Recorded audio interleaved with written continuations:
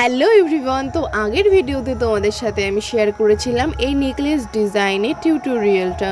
তো আজকে আমি তোমাদের সাথে শেয়ার করব এই নেকলেসের সাথে আমি এই ইয়াররিংটা কিভাবে ডিজাইন করেছিলাম সেটা। তো চলো বেশি দেরি না করে শুরু করা যাক।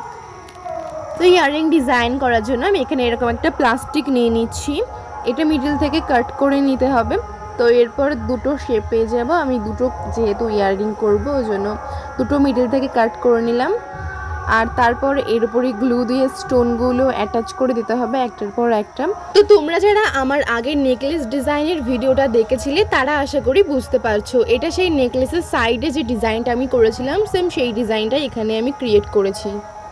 তবে নেকলেস ডিজাইনটাই যেরকম আমরা ফুলের পাপড়ি আর স্টোন দিয়ে একটা সুন্দর লুক ক্রিয়েট করেছিলাম সেমই এখানে আমি ইয়াররিংয়েও রাখছি। তো এইভাবেই দুটোর ইয়াররিং আমরা রেডি করে নেব সেম প্রসেসে। গ্লু দিয়ে একটার পর একটা স্টোন অ্যাটাচ করে করে এই ডিজাইনটা ক্রিয়েট করতে হবে। তো ফাইনালি আমাদের ইয়াররিং ডিজাইন ডান।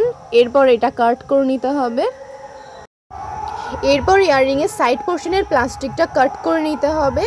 আর কাটিং হয়ে গেলে আমাদের গ্লু দিয়ে ব্যাক পিন অ্যাটাচ করে দিলে রেডি হয়ে যাবে ইয়াররিংগুলো। তো আমি এখানে দুটো ইয়াররিংয়েরই ব্যাক পিন অ্যাটাচ করে নিচ্ছি। আর এটা কিন্তু অনেকক্ষণ আমাদেরকে শুকাতে দিতে হবে, সাথে সাথে এটা কিন্তু ইউজ করা যাবে না। গ্লুটা ইয়াররিংয়ের সাথে ভালোভাবে শুকিয়ে যাওয়ার পরেই কিন্তু এটা আমাদের ইউজ করতে হবে। তো এইভাবে রেডি হয়ে গেল দুটো সুন্দর স্টোনের ইয়াররিং আর এই যে ফুল সেটটার লুক।